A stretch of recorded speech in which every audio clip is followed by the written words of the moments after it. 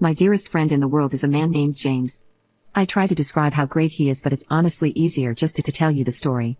James and I grew up in the same town, a conservative Christian town in nowhere, USA. The first time I met him was on the playground at school.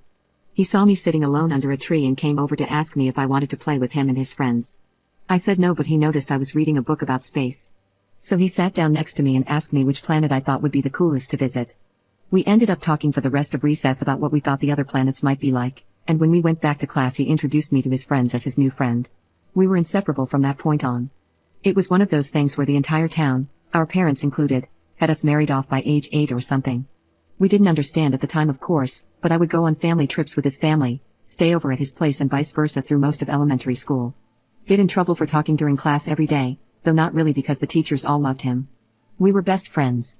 When we finally reached the awkward teenage years and dating became a thing, he asked me to the first school dance and I said yes. We sort of started dating by default. I don't think we ever talked about it explicitly, but I just started calling him my boyfriend to other people and we went with that. Very little changed about our relationship.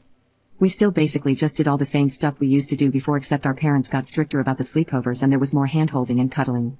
Kissing and stuff was always difficult for me and I didn't know why, but he never pushed me on it at all. Not even once. The 2 times we tried, he was able to tell very quickly that I was uncomfortable and he just shut the interaction down by messing up my hair playfully, saying enough of that, how about we just watch a movie?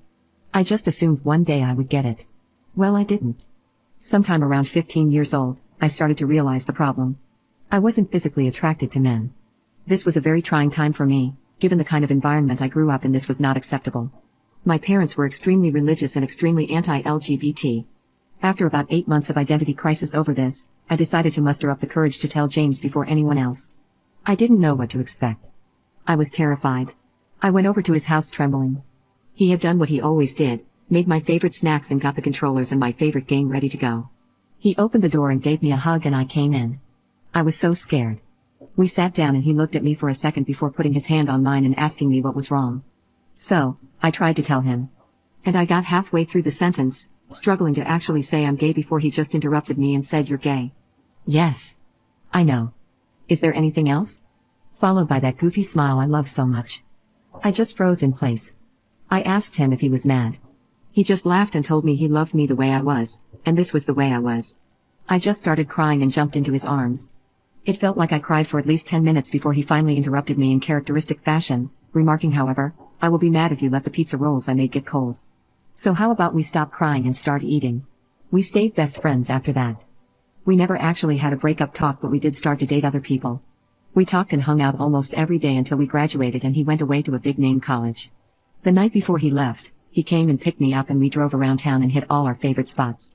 He drove me back home at 3 a.m. and in the rain, and I took his hand during the drive home and fell asleep on his shoulder. I remember wondering then for a moment if I should just marry him anyway. But he was going away to college, and I'm not attracted to men, so it probably couldn't work no matter how I felt about him.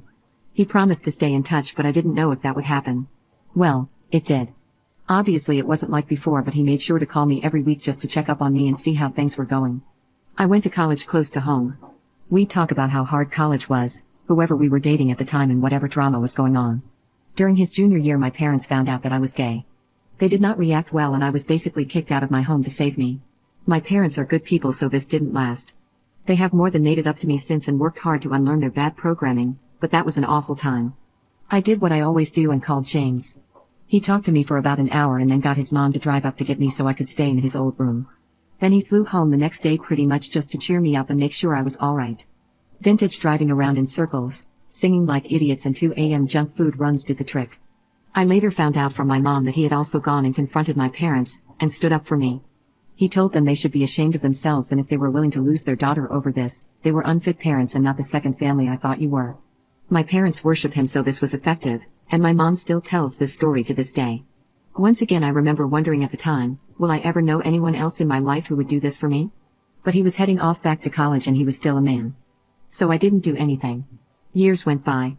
He got married and I got a long-term girlfriend. We stayed close the entire time. We saw each other a lot less, but it was still great every time he visited and we had frequent texts and calls. I looked forward to his visits all year. And then tragedy struck. His wife divorced him. I never liked her, but he did. I think she used him for a green card and he was too sweet to notice. He came back home, so I saw him a lot more. Obviously he was crushed, but we got through it together. And then I got the diagnosis. At age 27. Cancer.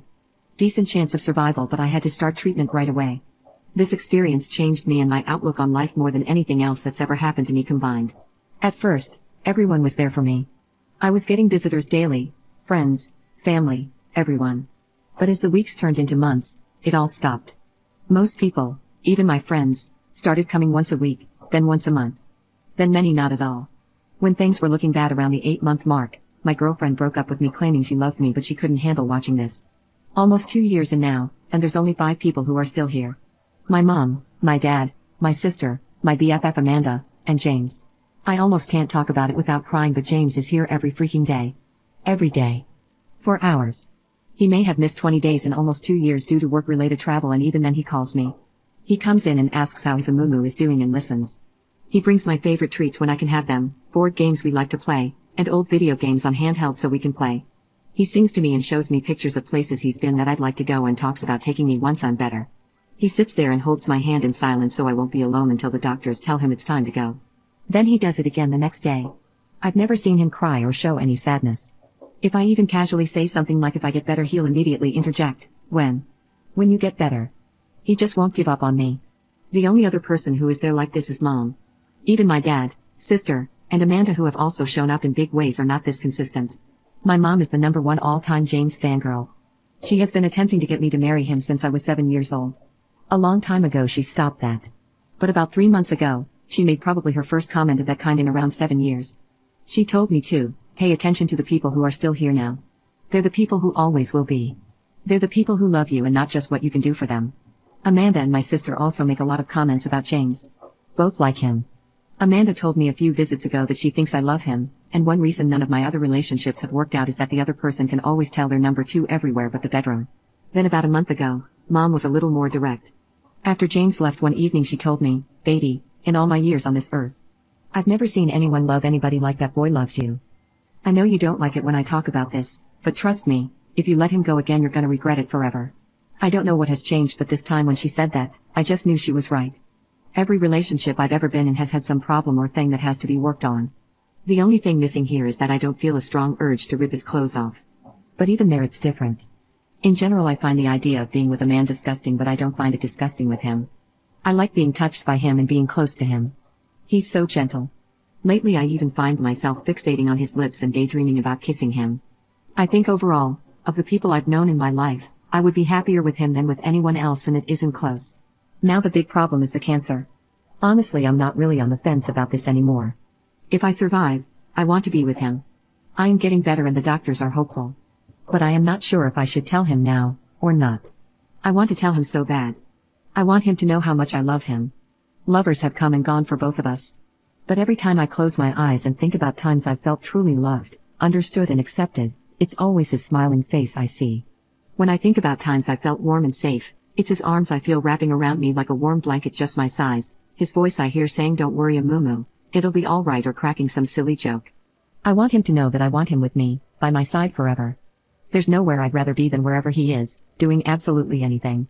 Cuddling up on the couch making jokes about stupid movies, playing our favorite video games, talking about life till 2 a.m., driving around in circles while he sings boy band songs like a goofball. I don't care as long as he's there, too. I want him to know that if I survive this, we will be together. That's what I want. That's all I want. He's all I want. But I am scared to tell him, because I don't know what's going to happen.